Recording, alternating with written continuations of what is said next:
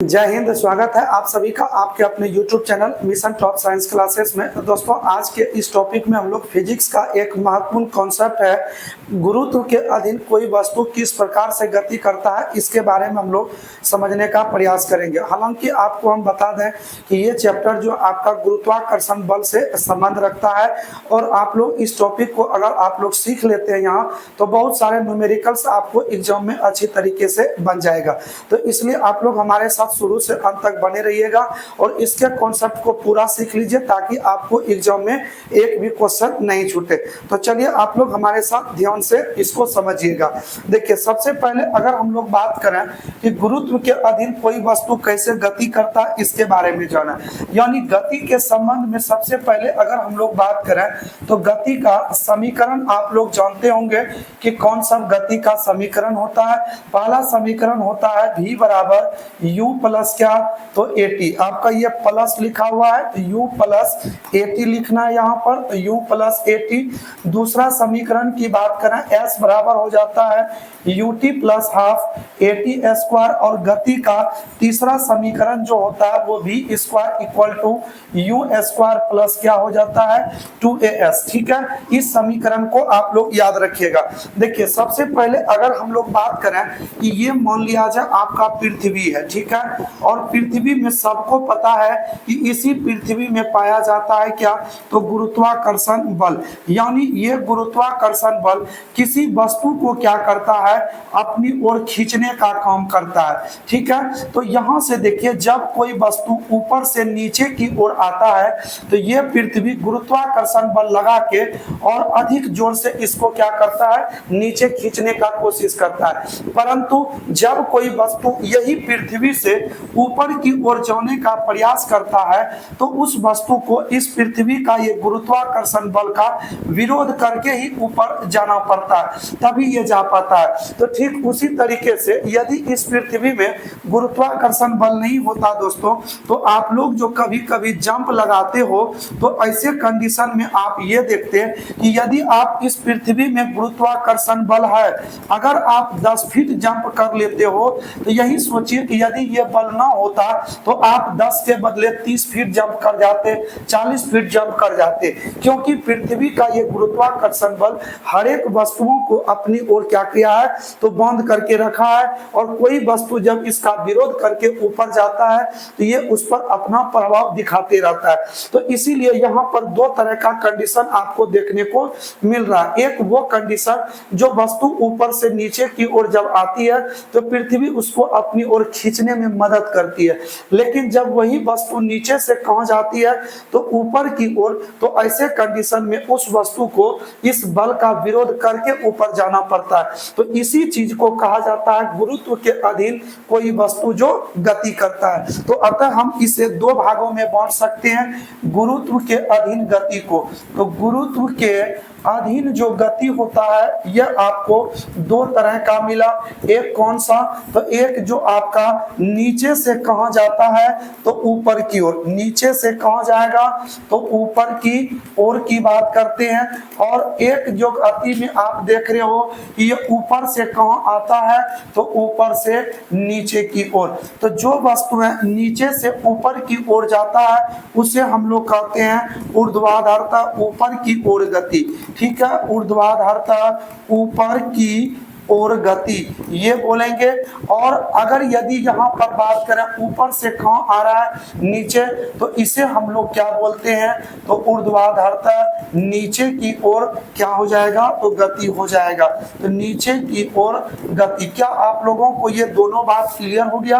अब दोनों में फर्क क्या है कि देखिए, जब वस्तु को आप क्या किए हो तो नीचे से कहाँ फेंकने का प्रयास कर रहे हो तो ऊपर, नीचे से जब ऊपर फेंक रहे हो तो गुरुत्वाकर्षण बल का विरोध हो रहा है। तो ऐसे कंडीशन में गुरुत्वीय त्वरण जी जो होता है इसका मान ऋणात्मक होता है, लेकिन जब यही वस्तु ऊपर से नीचे आता है तो पृथ्वी उसको खींचने में मदद कर देता है। इसीलिए गुरुत्वीय त्वरण जी का मान क्या हो जाता है तो प्लस में हो जाता है।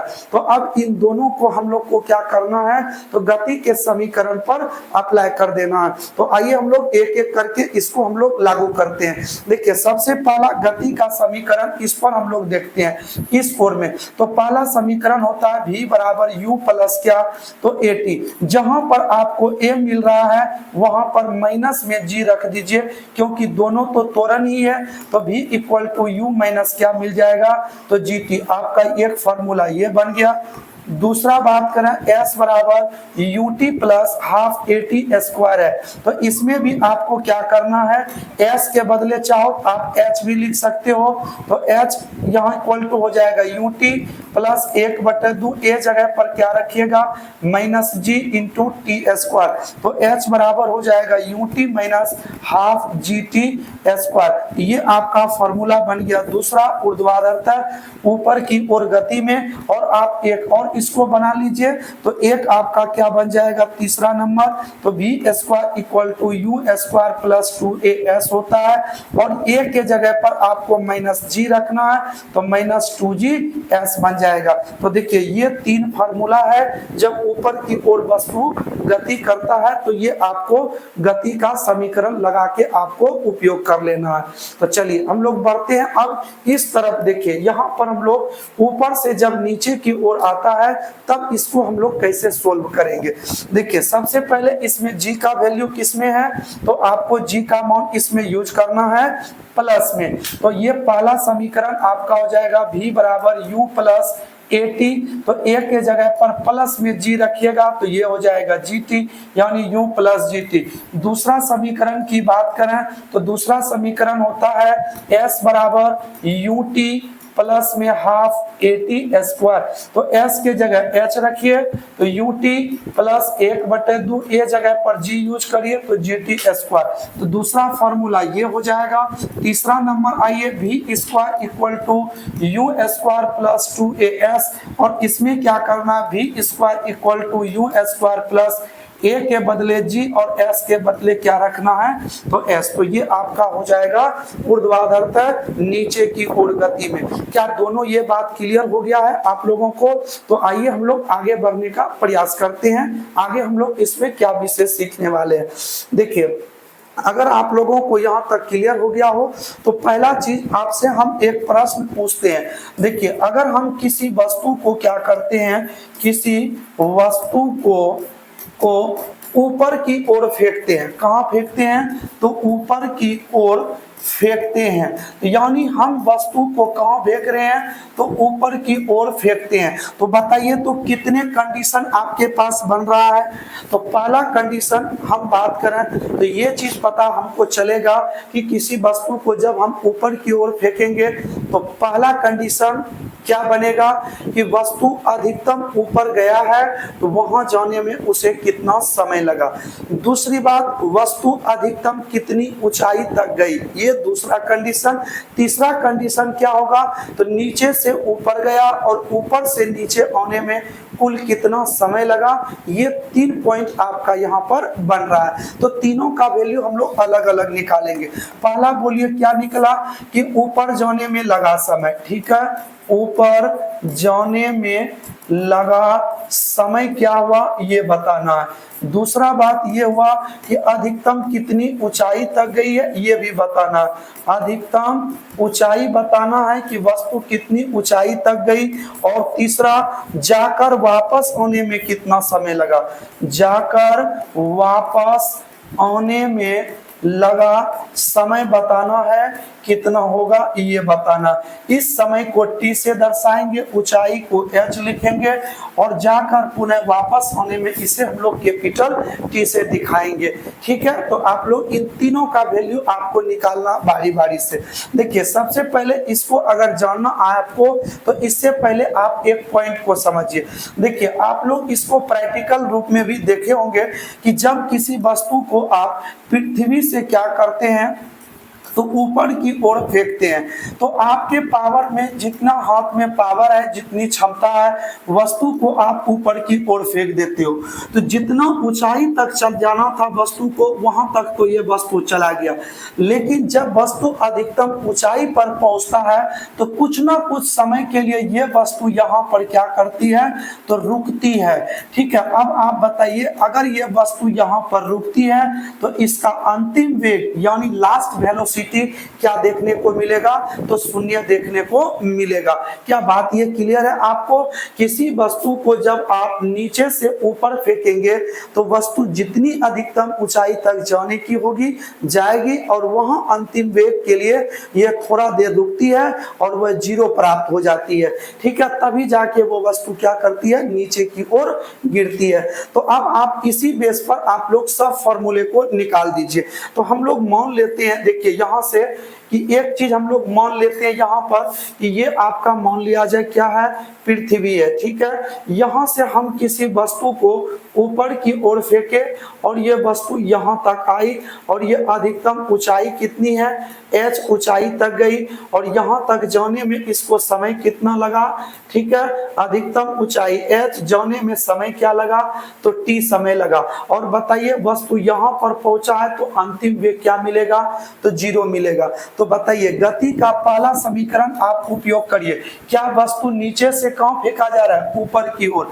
वस्तु क्या कर रहे हैं हम, वस्तु को u वेग से, ठीक है, u वेग से नीचे से ऊपर की ओर फेंक रहे हैं।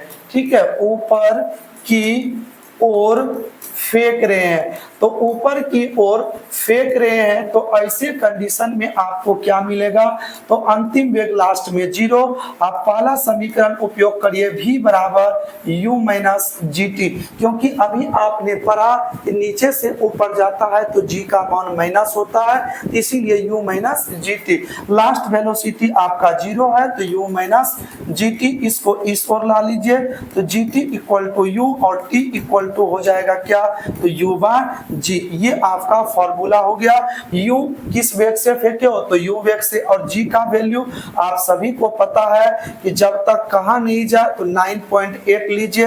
यदि आपको बोल दिया है तो आप कितना यूज करते हैं, तो 10 मीटर पर सेकंड स्क्वायर भी यूज कर सकते हैं। चलिए एक बात ये हो गया। दूसरा, अधिकतम कितनी ऊंचाई तक गई है, तो यहां भी आप निकाल सकते हैं। बोलिए, ये तीसरा समीकरण से v स्क्वायर बराबर u स्क्वायर माइनस 2gh, अंतिम वेग आपको 0 है, 0 का स्क्वायर 0 मिलेगा, u स्क्वायर माइनस 2gh, इसको इस ओर ला लीजिए तो 2gh बराबर हो जाएगा u स्क्वायर, और h निकालिएगा तो u स्क्वायर बटे क्या मिलेगा, तो 2g। तो ये आपका फॉर्मूला निकल गया। अधिकतम कितनी ऊंचाई तक गया, तो u स्क्वायर बटे क्या हो गया, तो 2g। अब तीसरा आपका फॉर्मूला बन जाता है क्या, कि जाकर पुनः वापस होने में कितना समय लगा।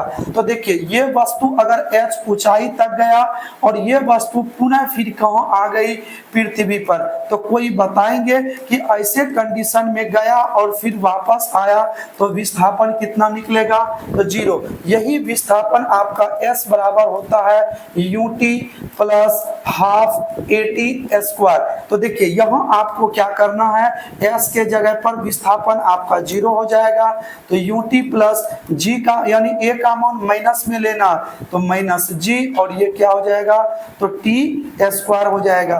तो यहाँ से आपका हो गया इधर 0, तो ut यहाँ से प्लस माइनस करिएगा तो माइनस हाफ gt क्या मिलेगा, स्क्वायर, इसको इस ओर ला लीजिए तो 1/2 GT स्क्वायर बराबर ut हो जाएगा।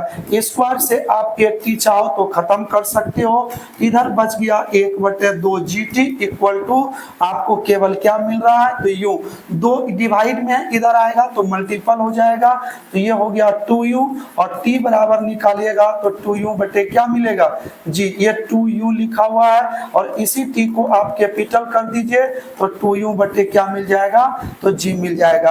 तो देखिए अधिकतम ऊंचाई तक जाकर पुनः वापस होने में कितना समय लगा, तो 2u बटे g।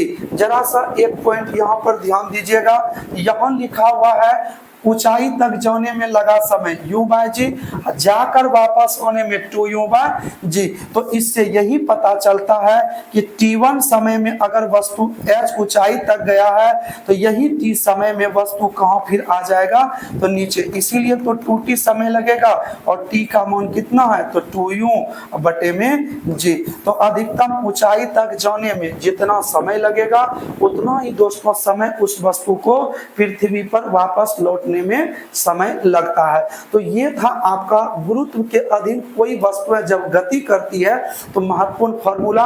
आप लोग इस फॉर्मूले को याद रखिएगा। नेक्स्ट वीडियो में हम आपको बताएंगे इस पर आधारित न्यूमेरिकल्स कैसे बनाओगे और कुछ ऐसे न्यूमेरिकल्स लेंगे जो आपको सीधे एग्जाम में पूछा गया है। तो चलिए मिलते हैं नेक्स्ट क्लास में, तब तक के लिए दीजिए इजाजत। जय हिंद दोस्तों।